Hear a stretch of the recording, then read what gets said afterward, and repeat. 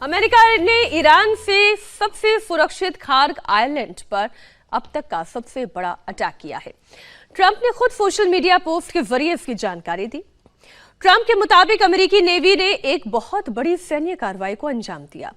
अमेरिकी राष्ट्रपति Donald Trump ने घोषणा की है कि उनके आदेश पर ईरान के रणनीतिक रूप से काफी महत्वपूर्ण खार्ग द्वीप पर भीषण बमबारी की गई है।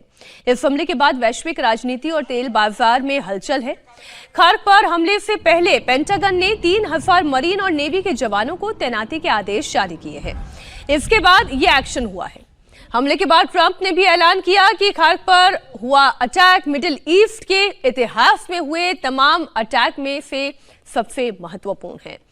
ट्रंप के आदेश के बाद अमेरिकी नेवी ने ईरान के जिस खार्ग आइलैंड पर अटैक किया है वो ईरान का सबसे महत्वपूर्ण तेल निर्यात केंद्र है और उसे ईरान के तेल उद्योग का ताज माना जाता है। ईरान युद्ध से पहले खार्ग आइलैंड से ईरान के कच्चे तेल के निर्यात का करीब 90% हिस्सा यानी कि 3 मिलियन बैरल प्रतिदिन यहां से तेल निर्यात होता था। यह फारस की खाड़ी के एक छोटे से द्वीप से होकर गुजरने वाली वैश्विक तेल आपूर्ति का लगभग 2% है। तब अगर अभी तो यहां के जो बेस है उस पर हमला हुआ, अभी ऑयल स्टोरेज पर हमला नहीं हुआ, लेकिन डोनाल्ड ट्रंप ये जरूर कह रहे हैं कि ईरान अगर अब नहीं रुका तो फिर इसके ऑयल स्टोरेज पर हमला होगा। आज इस जंग का 15वां दिन है और अगर ऑयल स्टोरेज पर अगला हमला होता है तो फिर आप ये समझ सकते हैं कि ईरान के ऊपर ये अब तक की सबसे बड़ी चोट के तौर पर देखा जाएगा और फिर तेल का वैश्विक संकट भी खड़ा होगा। इससे भी कोई इनकार नहीं कर सकता। चर्चा को शुरू करते हैं इस हिस्से में। ये जो Kharg, Hormuz, Saudi, Bahrain, Qatar, जितने देशों के नाम इस वक्त हमारे सामने हैं विजय जी, जब तक जरूरी होगा ईरान ये कह रहा है कि तब तक वो ये जंग लेकर जाएगा और खत्म कब करना है ये वो तय करेंगे। लेकिन खार्ग पर अटैक वाकई में ये दुनिया के लिए बड़ी चिंता की बात है। दुनिया के लिए बड़ी चिंता की बात है। खार्ग को आप समझिए कि वो सबसे बड़ा और आपने कहा ना बेस कैंप वहां पर अटैक किया है। तेल स्टोरेज पे मेरे ख्याल से अटैक करने की हिम्मत या वैसे तो सनक है उनकी ट्रंप साहब की, इसलिए कुछ भी कहना ऐसा नहीं है। मादुरो को उठा के ला सकते हैं तो ये भी मादुरो को उठाने से बहुत बड़ी बात है।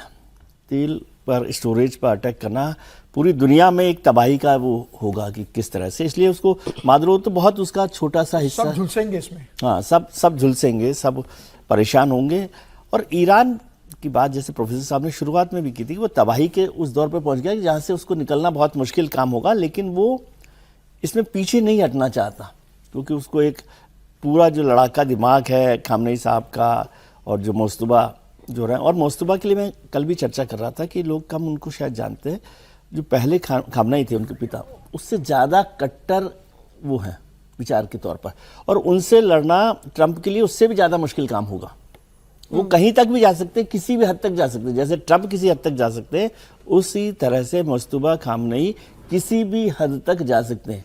तो उसमें तबाही क्या होगी, उसका नतीजा क्या होगा? जी, जूनियर खामेनेई तो कह रहे थे कि स्ट्रेट ऑफ हॉर्मुज से भी हम किसी को निकलने नहीं वही देंगे। मैं कह रहा हूँ कि वो उसको उनके लिए ये जरूरी नहीं कि इसका नुकसान क्या होगा, तबाही क्या होगी, इसका फायदा क्या होगा, ये मतलब नहीं है, लेकिन वो किसी भी हद तक जा सकते हैं। और जो ईरान में मेरी बातचीत कुछ लोगों से पहले हो रही थी तो उनका कि खामनेई मोस्तबा को इसीलिए लीडरशिप नहीं देना चाहते थे। IRGC उन्हीं के पास है, IRGC की कमांड वो कर रहे हैं क्योंकि वो न्यूक्लियर वेपन को यूज करने तक की भी दिमागी तौर पर सोचते हैं।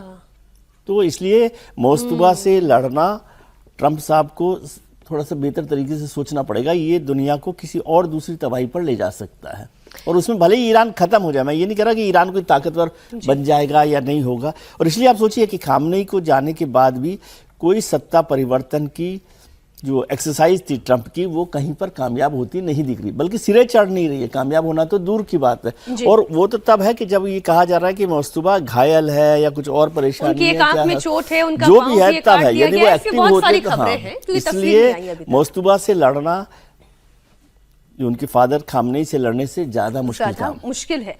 हम अब इसे थोड़ा सा भारतीय नजरिए से समझने की कोशिश करते हैं। इस युद्ध में भारत के लिए समस्याएं बहुत सारी है, समस्याओं की कोई कमी नहीं है, लेकिन भारत इन समस्याओं का समाधान कैसे कर रहा है वहां पर भारत की जीत है। इस महाजंग के बीच भारत के लिए तेल और गैस की सप्लाई से जुड़ी हुई एक गुड न्यूज है। प्रधानमंत्री नरेंद्र मोदी के ईरान के राष्ट्रपति मसूद पेजेश्कियान से बात करने के बाद ईरान ने हॉर्मुज भारत के लिए खोल दिया है। तेल गैस को लेकर भारत के लिए राहत की खबर यह है कि भारतीय जहाज वीएलजीसी आप ये समझे, वेरी लार्ज गैस, सी का क्या है सर फुल फॉर्म? कंटेनर। हाँ, container, very large gas container Shivalik और हॉर्मुज को पार करा लिया गया है। अब इस टैंकर में 40,000 मीट्रिक टन से ज्यादा एलपीजी लोड है। ईरान ने एलपीजी के 2 और टैंकर को सेफ पैसेज देने की परमिशन भी दे दी है। जो लगातार एस जयशंकर विदेश मंत्री की बातचीत हो रही है, जो प्रधानमंत्री नरेंद्र मोदी की भी बात हुई, 2 मर्तबा बात हुई है, और उसमें ऊर्जा सुरक्षा को लेकर भी बात हुई है।